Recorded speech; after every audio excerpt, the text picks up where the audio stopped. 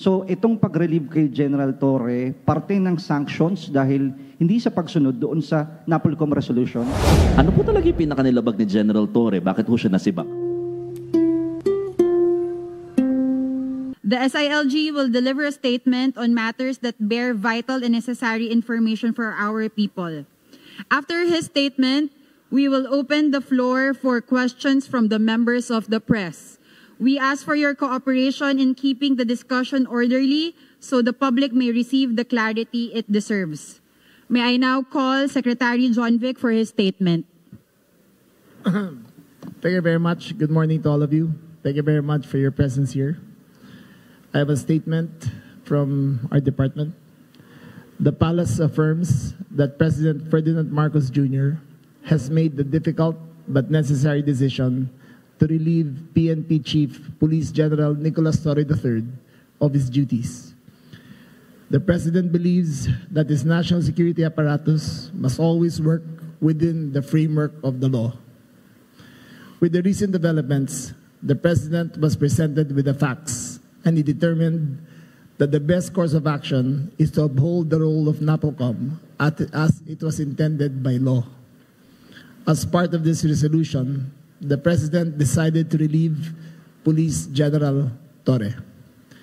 This was not an easy choice, but it was made in the national interest.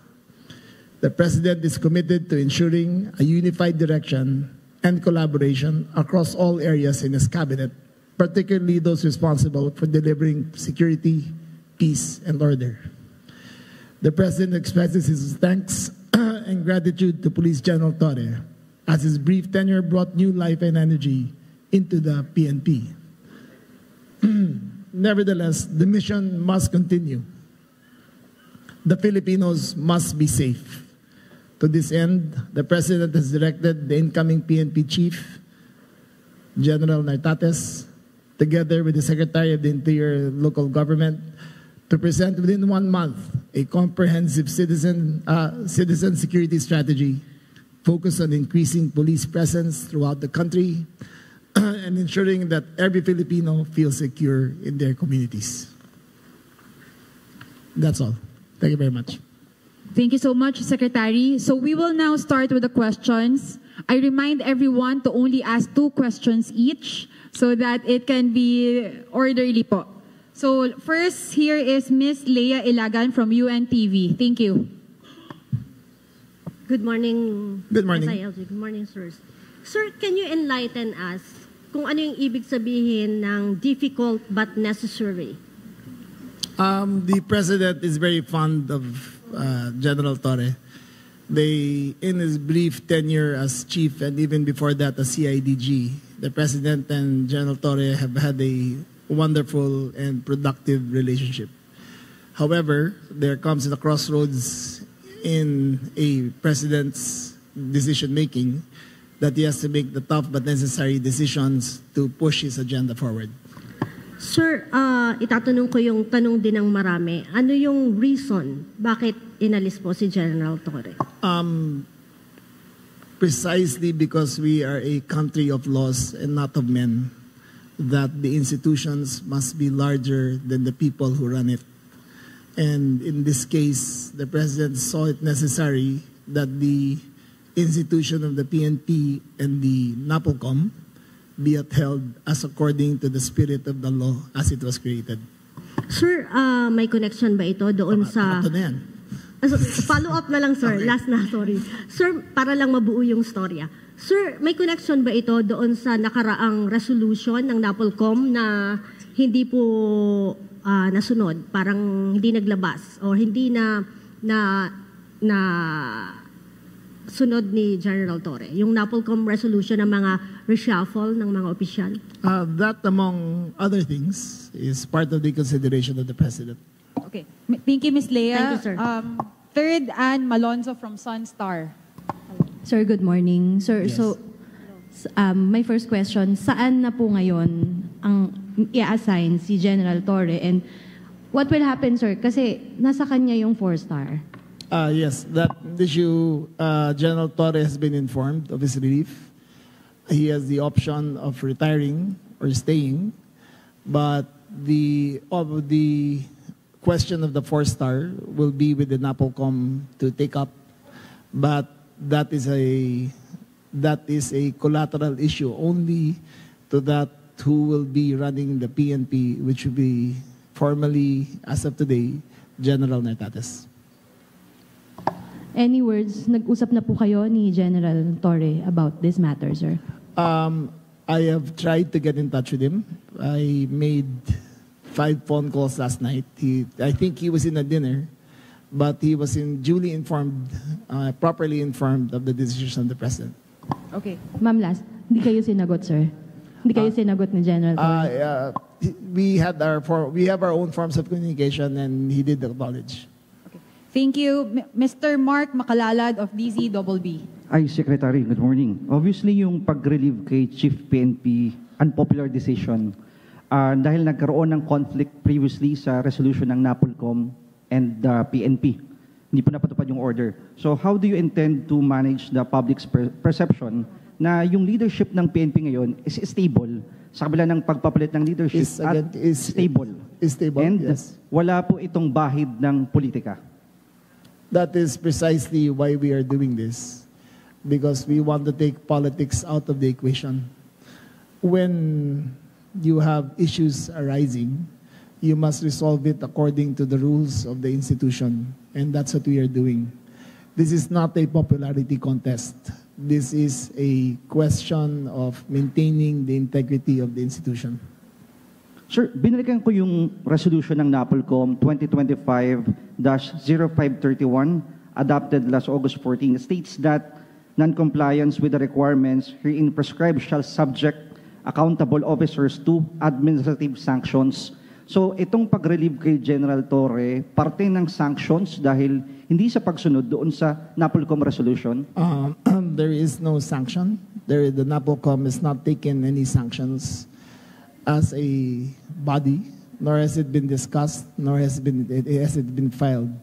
This is a personal decision of the President, and he has, after careful perusal of the facts, the order came from the office of the President and not the NAPOLCOM. Okay. Go ahead. Just go ahead, okay. one more. Yung 4-star, kailan po makakukuha ni General Nartates? You will learn about that sooner, as soon as the NAPOLCOM board convenes again next week. Okay. Thank you po. Thank you. Mr. Edniel Paroza from DZRH. Sir, follow-up lang dun sa last question. So yung turnover officially kay General Nartates ay mangyayari ngayon. Yes. Sir, balikan lang namin, sir, yung comments or yung actions ng Malacanang. Ano yung exact na comments ng Presidente pagtapos ng medyo pagkakaiba doon sa NAPOLCOM order? Tinangka niya bang mamagitan o isalba? Well, as I read nung binasa ko, he has to make sure that the national security apparatus is always in one direction. And in this case, there was the President felt that he had to straighten things out, and the decision was made to replace General Torre. Ano na lang, sir, yung marching order ng Presidente sa bagong PNP chief kay General Nartates? Well, as I stated earlier, the PNP chief and I will have to present within 1 month a comprehensive citizen security strategy focused on public safety. May mga inaasahan ba tayo, sir, na drastic changes doon sa response natin sa 911 at iba pang programs na in-implement ngayon sana ni PNP Chief Torre? I do not believe that that is part of the agenda. We will launch the Unified 911 on September 12, and General Nartates will take cognizance over that. It is an improved system. It is a more responsive system, and I think the people will see the difference. Okay. But from now till then, the 5-minute rule of General Nartates, of General Torre, will still be in effect, and we expect General Nartates to continue the good works that General Torre has started. Okay. Thank you so much. Mr. Manny Tupaz from Philippine Star. Sec, good morning. Morning. Sir, magmula nung nag-assume si PNP Chief last June 2, from the very start ba, may mga disagreements na kayo ever since? No, never. PNP Chief and I have always had a great relationship.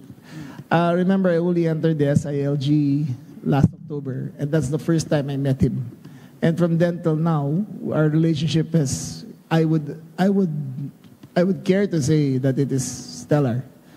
We've never had disagreements, and save for the last few days about certain things. And until now, I still consider him not only as a colleague, but someone who I've gone to battle with and who I trusted big decisions of the president with. Second lang. Okay. Apart dun sa Napolcom Reso, may nabanggit kayo among other things. Ano pa yung mga other issues kay Chief PNP na nagkaroon ng consideration bakit siya kailangan? That is between the national security apparatus and him, and that is an executive privilege we cannot divulge. Okay, thank you so much. Mr. Mon Galvez of TV5. Hi, Sec. Good morning. Sir, this is actually baka repetitive question na lang, pero just to clarify, you were mentioning a while ago that this is a country of laws and not of men. Ano po talaga yung pinakanilabag ni General Torre? Bakit po siya nasibak? He did not violate any laws. He has not been charged with any violations. He has not been charged criminally nor admissively. It is simply a choice of the president to take a new direction for the PNP. Medyo vague, Sec. Medyo vague. Well, what is more vague than he violated? Then he didn't violate any laws. He didn't violate any. He has not been charged with any administrative case. He has not been charged with any criminal case. But he is a presidential appointee who serves at the pleasure of the president, and the president has made a decision to go in another direction. So more on trust and confidence lang po ito. More on trust and confidence lang. The president reserves the right to see what is best fit for the PNP. Last na lang po sa akin. I don't think, hindi ko po alam kung tama yung research lang namin, but General Torre will be serving the shortest term in the history of the Philippine National Police. How does this affect the morale of the police force? Well, I think I am confident that the police force is very professional. I think that they observe their duties, and I think 99.9% of them will uphold their oath to maintain allegiance to the country and to the president. Okay, thank you so much. Mr. Vince Lopez of Manila Standard. Sir, good morning. Sir, for the duration na Chief PNP si General Torre, may mga na-relieve siyang mga officers. What would be the magiging nung mga official na yun, sir? Kung mababalik ba sila, reinstatement? That is a NAPOCOM issue. As according to NAPOCOM law, NAPOCOM procedures, level 3 going up is up to will be taken up by the NAPOCOM board, and the NAPOCOM will convene this week and reconstitute the leadership of the Philippine National Police. Okay, thank you so much. Mr. Jairo Boledo of Rappler. Hi sir, good morning. Morning. Jairo Rappler. Sir, hingin lang namin sana yung information. Baka ano po ba yung initial na reaction or pagtanggap po ni General Torre when the NAPOLCOM issued the memorandum po? Did he promise to the President to fulfill the said memorandum, sir? Thank you. That will be revealed on a later date. There are documents that are still sealed, which will be brought forth henceforth after the NAPOLCOM reviews it. Last question for me, sir. In relation to Vince's question, the NAPOLCOM reversed a few assignments made by the President, made by PNP Chief Torre, including some of the appointments in CIDG and all that. Ano na po mangyayari doon sa order na yun ng NAPOLCOM? Again, the NAPOLCOM will constitute again this week, and then we will review all the appointments and make the necessary recommendations to the President. Okay, thank you so much. Before we continue, following this question and answer, we will move to the next part of our program, the official assumption of office. So, Mr. Mark Gabriel, please, from Net25.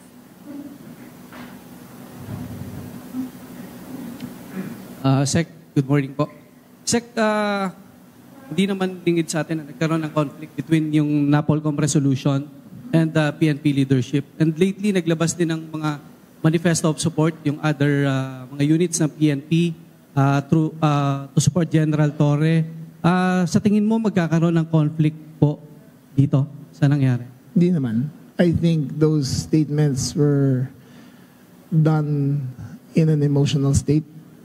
I think in the end they will follow their oaths and be true to their service. We do not consider it in any way as such other than as a statement of support. We do not color it with anything else except that. So we do not expect anything different from the service after this turnover occurs. Sec, tanong lang. Did you recommend the relief of General Torre after this conflict? Sir, that is a prerogative of the President. I have no say whatsoever, nor did I advise whatsoever. A chief PNP is the sole body, the sole entity to tackle such an appointment, or relief is only from the office of the President. Okay, thank you so much. Mr. Jason Gigales of Inquirer. Good morning, SILG. Paano po if hindi po nag-retire si General Torre po? Kung ayaw ho niyang mag-retire, if he doesn't give up that rank ho, that position, that 4-star position ho? That will be taken up by the NAPOCOM.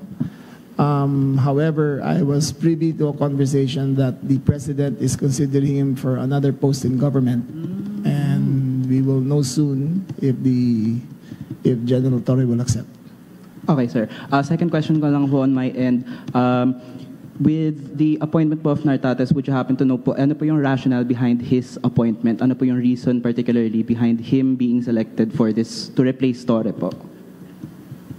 Again, your question was... ano pong rationale behind Nartates being the selection to replace Torre?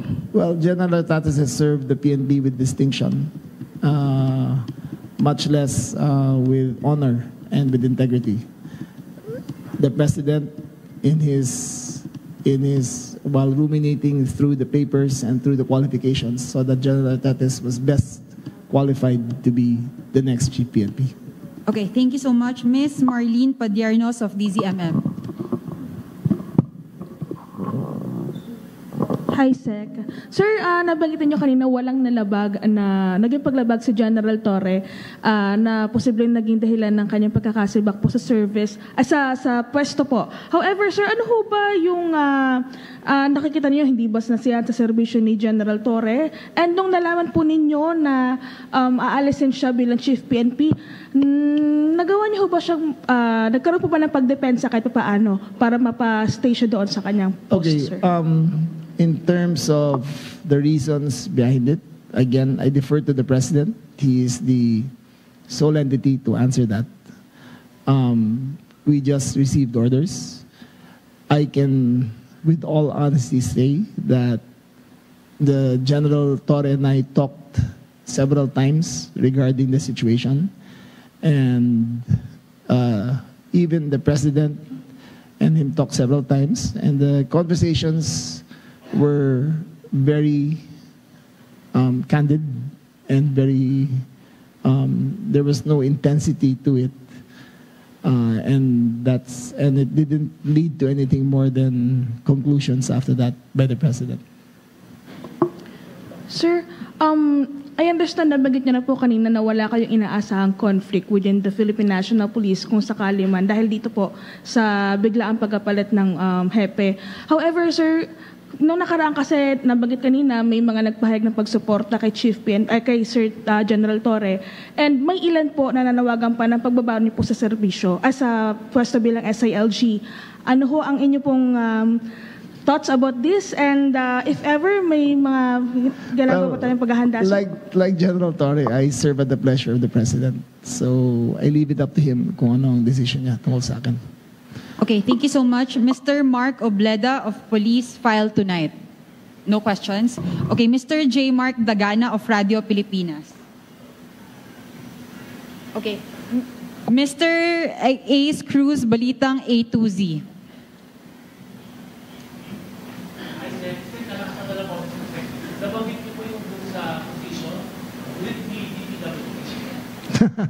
we will have to wait for the president to make the announcement. I'm not at liberty to. I actually don't know for a fact of what will be offered to him, but it has been brought about during our conversation that he is thinking of offering a position to the former chief PNP.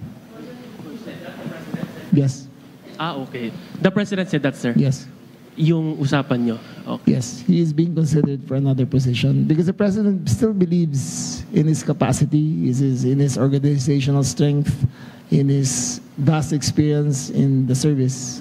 So the president believes that he can be of use in other positions critical to the nation's development. Okay, thank you, sir. If there are no more questions,